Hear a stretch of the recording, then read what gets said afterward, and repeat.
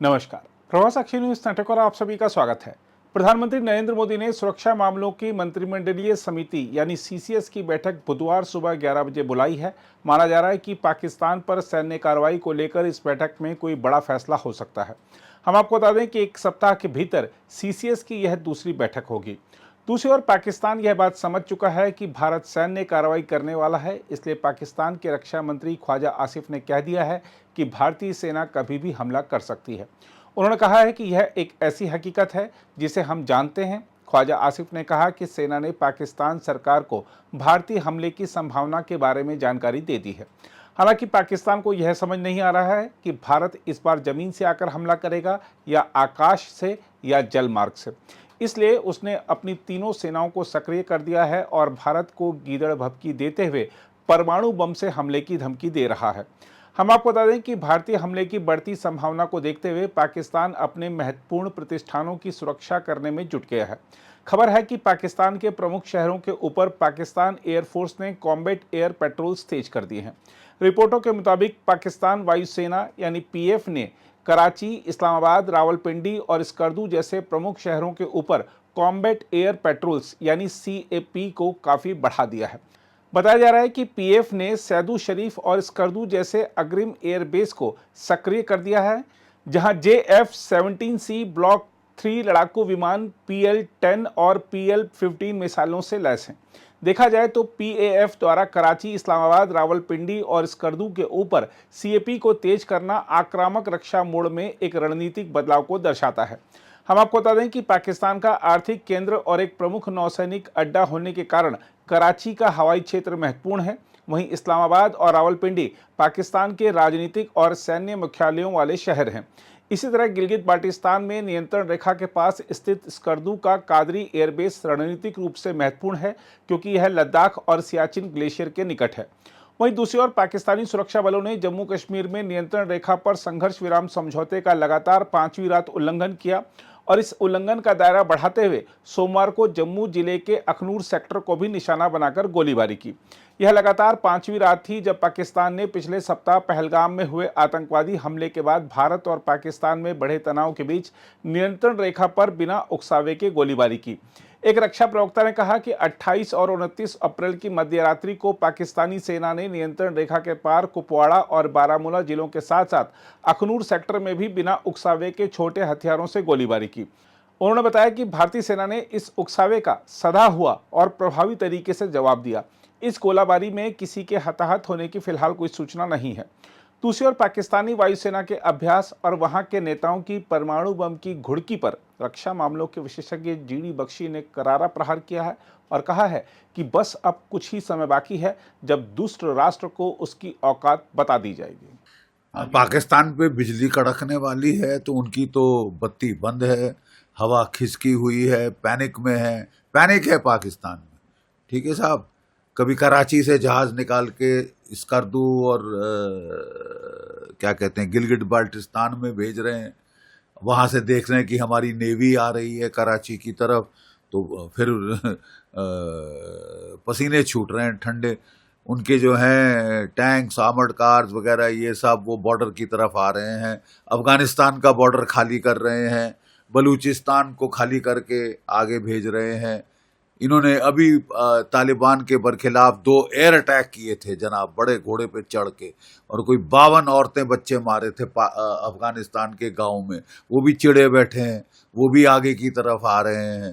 ठीक है, और मैं तो कहता हूं कि भारत को भी एक मौका है कि बगराम एयरबेस में अपने ट्रूप्स उतारे, बात कर ले तालिबान से और वो उस तरफ से हमला भी करे। जब यहाँ से भी हमला, इधर से भी हमला, समुद्र से भी हमला, पहाड़ों में भी हमला, चौतरफे हमले से घेर के इनकी जो है खाट खड़ी की जाए। अरे साहब, न्यूक्लियर धमकी कब नहीं दी है? ये कोई नई बात है कि न्यूक्लियर धमकी दे दी और हमको डर के मारे गश खा जानी चाहिए? बकवास। 3 महीने चला था कारगिल का युद्ध, कितने न्यूक्लियर बॉम्ब आपने पड़ते देखे थे दिल्ली पे या कहीं भी भारतवर्ष में? 3.5 साल चल गया है रशिया यूक्रेन युद्ध। रशिया सबसे बड़ी न्यूक्लियर पावर है, कितने न्यूक्लियर बॉम्ब फायर किए हैं उसने कीव के ऊपर या किसी और यूरोपीय मुल्क के ऊपर। तो न्यूक्लियर धमकी दे देना बड़ा आसान है, करना बहुत मुश्किल है साहब। क्योंकि कोई कोई ये ऐसी बात नहीं है कि केवल पाकिस्तान के पास न्यूक्लियर वेपन्स हैं और भारत के पास कख नहीं है। जैसे कि बेचारे जापान के खिलाफ जब उनके पास कुछ नहीं था तो अमेरिका ने दाग दिए 2 हथियार। जहां भी न्यूक्लियर सिमेट्री रही है कहीं किसी की हिमाकत नहीं हुई कि वो वहां पे न्यूक्लियर वेपन चलाए, और चलाएंगे तो भुगतेंगे, क्योंकि हमारे पास 180 के करीब न्यूक्लियर वेपन्स हमारे पास हैं। और ये जो हैं ये इनकी जो टनेज है वो पाकिस्तान के 1.5 पौए 2 पौए के बॉम्ब से कहीं ज्यादा है। अगर हमने एक अग्नि 5 भी डाल दिया MIRV पाकिस्तान के ऊपर, तमाम शहर तबाह हो जाएंगे साहब, एक अग्नि 5 से। एक नहीं तो किसको धमकी दे रहे हो, किसका बेवकूफ बना रहे हो?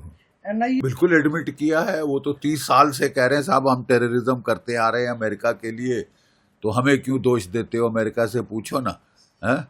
और अमेरिका कह रहा है कि हम टेररिज्म के बिल्कुल बरखिलाफ हैं। डोनाल्ड ट्रंप साहब ने 2 टूक शब्दों में कह दिया है, ठीक है। और ये अब भुगतेंगे अपनी करनी की। सर आपका मानना है कि देखिए, पहले तो चीन ने पंगा लिया था लद्दाख में पाकिस्तान के रोने पे, मेरे आका मुझे बचाओ। जब हमने बालाकोट एयर स्ट्राइक करी थी तो रोता हुआ चीन के पास गया था पाकिस्तान, और उस वक्त चीन ने लद्दाख में मिलिट्री एक्सरसाइज करी थी। आप सब जानते हैं 2020 में कोविड के दौरान, कि कोविड की बीमारी फैला के उसने समझा कि सब कमजोर पड़ गए हैं और मैं चढ़ जाऊंगा, ठीक है साहब। और उल्टे बांस बरेली को पड़ गए, गलवान में पिटे, ठीक है। भारत ने टैंक फॉर टैंक, तोप, आर्टिलरी, गन फॉर गन और मैन फॉर मैन मैच कर दिया, ओवर मैच किया। और फिर जो है हमने जो चुशूल के ऊपर जो रिज है कैलाश रेंज, उस पे हमने जाके टॉप हाइट्स पकड़ ली, जो कि इनके रेजिमेंटल हेडक्वार्टर के ऊपर थी। ठंडे पसीने इनके भी आ गए थे, और इन्होंने बात शुरू की थी कि हमको थॉ चाहिए आपके साथ। क्यों थॉ चाहिए? क्योंकि अमेरिका हाथ धो के इनके पीछे पड़ गया, हाथ धो के इनके पीछे पड़ गया। इनको ताइवान की तरफ देखना है, इनको साउथ चाइना सी की तरफ देखना है, फिलीपींस की तरफ देखना है, वियतनाम की तरफ देखना है, जापान की तरफ देखना है। ऐसी हालात में अगर ये 2 फ्रंट वॉर करना चाहते हैं तो ये इनकी बेवकूफ़ी है, ठीक है। ये 2 फ्रंट वॉर मतलब इनके सारे इस तरफ खिंच जाएंगे जो मेन फ्रंट है उनका, उससे। इसी को समझ के इन्होंने थॉ मांगा था भारत से, थॉ की बातचीत हुई थी और चीज़ें नॉर्मलाइज हो रही थी, लद्दाख में हो गई थी। अब फिर आप पंगा लेना चाहते हो तो फिर हम भी उसी भाषा में जवाब देंगे। आप पाकिस्तान को अपना आयरन क्लैड फ्रेंड, ये उसने टेररिज्म की है, जिस टेररिज्म के बरखिलाफ चीन जो है चैं चैं कर रहा है शिनजियांग में। और चीन ने वहां क्या किया है? सारी पॉपुलेशन को पकड़ के वो लेबर कैंप्स में डाल रखा है, स्टेरिलाइज कर रहे हैं, मुस्लिम्स को वहां मार रहे हैं बेतहाशा। वहां पे टेररिज्म है तो बड़ा दुख होता है, हमारे यहाँ टेररिज्म है तो साहब कुछ नहीं। इन्होंने खुद कंडेम किया है इस पहलगाम के अटैक को कुछ दिन पहले, पूरी दुनिया कंडेम कर रही है, और आप टेररिज्म का सपोर्ट दे रहे हैं। असली प्रॉब्लम पाकिस्तान के अंदर हमारे को ये चीन का सपोर्ट है टेररिज्म का।